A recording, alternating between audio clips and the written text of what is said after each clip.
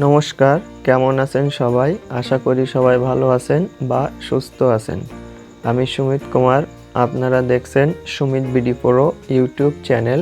Digital যুগে আমাদের সবার বাড়িতে কম বেশি ওয়াইফাই ইউজ বা ব্যবহার করে থাকেন, কিন্তু এই ওয়াইফাইয়ের স্পিড খুব কম।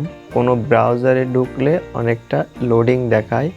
আমি আপনাদের মাঝে 3টা টিপস আপনাদের সামনে তুলে ধরব।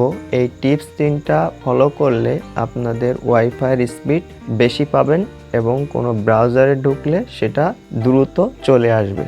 তা বেশি কথা না বাড়িয়ে চলুন মূল ভিডিওতে যাওয়া যাক।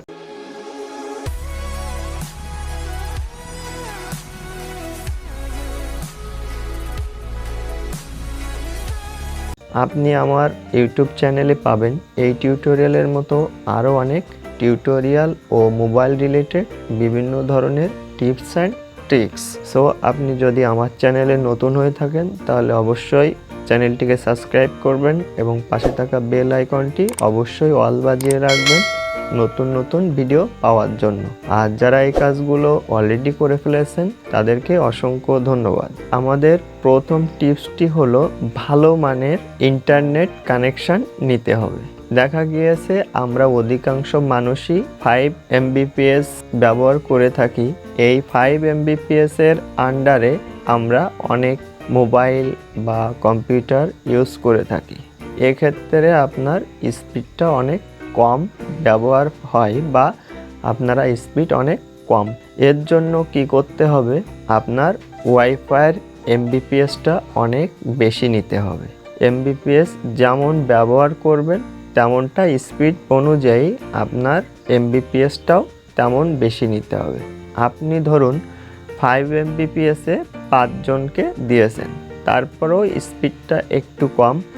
এই 5 Mbps যদি আপনি 10 জনের মাঝে শেয়ার করে দেন তাহলে আপনার স্পিডটি কিন্তু অনেকটাই কমে যাবে। এক্ষেত্রে আপনি কি করবেন, এক্ষেত্রে আপনি আপনার ব্যবহারের উপর নির্ভর করে আপনি এমবিপিএসটা বাড়াতে পারবেন। এবং দ্বিতীয় স্টেপটি হলো ভালো মানের রাউটার চুজ করতে হবে। আমাদের অনেক কিছু আপডেট চলে আসছে, যে কারণে আমরা সাধারণত 300 Mbps এর রাউটার কিনে থাকি। এখানে 2.4 GHz স্পিড আপনি পেয়ে থাকেন।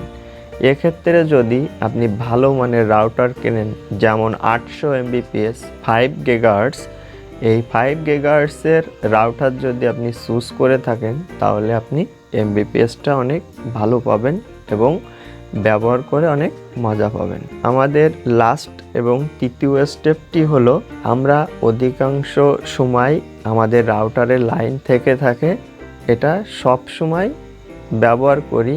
এক্ষেত্রে এই রাউটারের অনেক ভাইরাস বা অনেক ডাটা এসে তৈরি হয়ে থাকে। এই রাউটারটিকে অবশ্যই একবার অন করবেন বা এটা অফ করবেন, না হলে এটা রিসেট করে নেবেন।